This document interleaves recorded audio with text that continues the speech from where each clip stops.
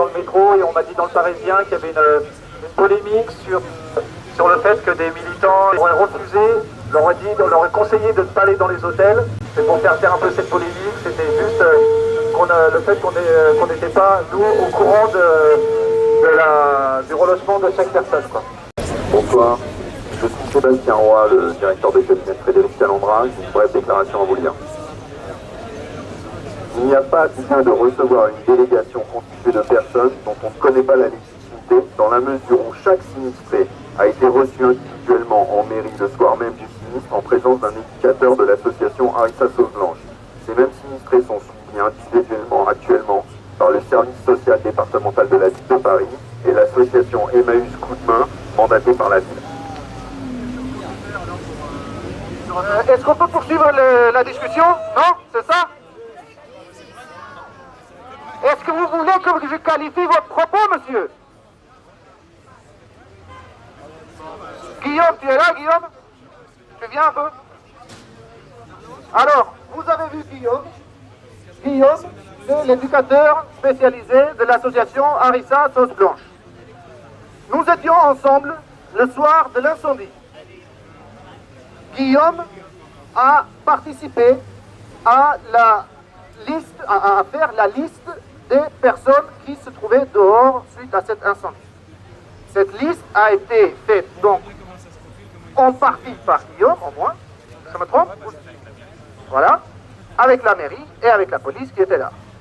Aujourd'hui, on nous dit que nous ne sommes pas légitimes à parler avec cette mairie qui a utilisé Guillaume pour faire la liste et qui m'a utilisé moi sans le savoir. Madame Calandra voulait parler avec certains des sinistrés et on cherchait un interprète et j'ai fait l'interprète le soir du sinistre. Le soir de l'incendie, nous étions utiles pour la mairie. Ce n'est pas le but de la Voix des Roms et je ne pense pas que ce soit non plus l'objectif social de Harissa Sauce Blanche d'être utile à des mairies. Nous étions là parce que c'était nos amis. C'était nos amis qui étaient dehors. Et donc, nous avons apporté ce que nous pouvions apporter. Aujourd'hui, on vient pour leur demander où sont les personnes, parce que ce suivi individuel dont on nous parle, n'oublions pas que ça concerne des personnes dont la très grande majorité ne parle pas français. La preuve, j'ai dû traduire le soir de l'incendie pour que Madame Calandra comprenne ce qui se passait. Aujourd'hui, nous ne sommes plus légitimes parce que des professionnels suivent individuellement la matière première. Ce sont leurs clients. Ce seront leurs clients jusqu'au jour où ils vont les mettre dans des avions direction la Roumanie. Emmaüs Coup de Main, c'est ça, Emmaüs Coup de Main. C'était, voulez-vous rentrer en Roumanie? On vous aide pour rentrer en Roumanie avec l'OFI dirigé par M. Klarsfeld. Deuxième volet de leur aide, on vous héberge dans des hôtels. Aujourd'hui, nous avons la confirmation que ceux qui ont accompagné ces personnes depuis un an, ceux qui ont mangé sous la pluie avec eux, ceux qui ont mangé dans des conditions un peu meilleures par la suite, à l'intérieur de cet immeuble, eh bien nous ne sommes pas légitimes. Chacun se fera son propre opinion. J'ai honte pour Monsieur le Roi, j'ai honte pour la mairie du 20e arrondissement qui se prétend socialiste. Nous élisons des personnes pour diriger nos villes, pour diriger nos arrondissements, pour diriger la France. Eh bien, ils nous jettent de cette manière-là. Nous faisons le travail que eux devraient faire. Eh bien, ils nous rejettent ensuite pour mettre les personnes dont le besoin, les mettre dans leur état de matière première pour des professionnels du soi-disant accompagnement social individualisé et bla bla bla. C'est désolant de voir des élus qui sont censés faire de la politique. C'est désolant de les voir à cet état-là. J'ai autant de peine pour nos amis de la Baraka que pour les élus de cet arrondissement. Ils sont dans un sale état. Ils sont censés faire de la politique, ils ne sont pas censés faire ce qu'ils sont en train de faire là. Voilà.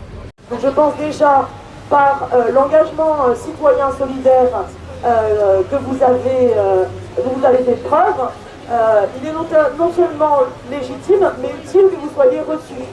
Je pense qu'il est utile que vous soyez reçus, parce que pour que la mairie puisse faire son travail, à la fois dans le suivi de ses familles, sur les questions d'hébergement, sur les questions de continuité de scolarité, sur les questions des aides d'urgence, et puis aussi sur le rapport de force à mettre en place vis-à-vis de la préfecture, vis-à-vis du gouvernement, sur le drame qu'on vient de vivre, et pour pas qu'il y en ait d'autres, eh bien c'est utile d'avoir un lien entre le travail des élus et l'ensemble des citoyens qui s'impliquent dans les actions de solidarité. Donc si vous voulez ma position d'élu du parti de gauche, pour commencer c'est celle-là.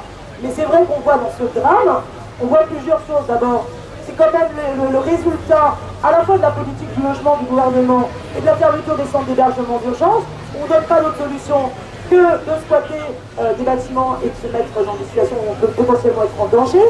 Que deuxièmement, quand on a aussi peu de place à centre d'hébergement d'urgence, on n'est même pas capable de faire face quand il y a un drame comme celui-ci et qu'il y a une centaine de personnes qui doivent dans la nuit même être hébergées et durablement et pas simplement pour 3 nuits.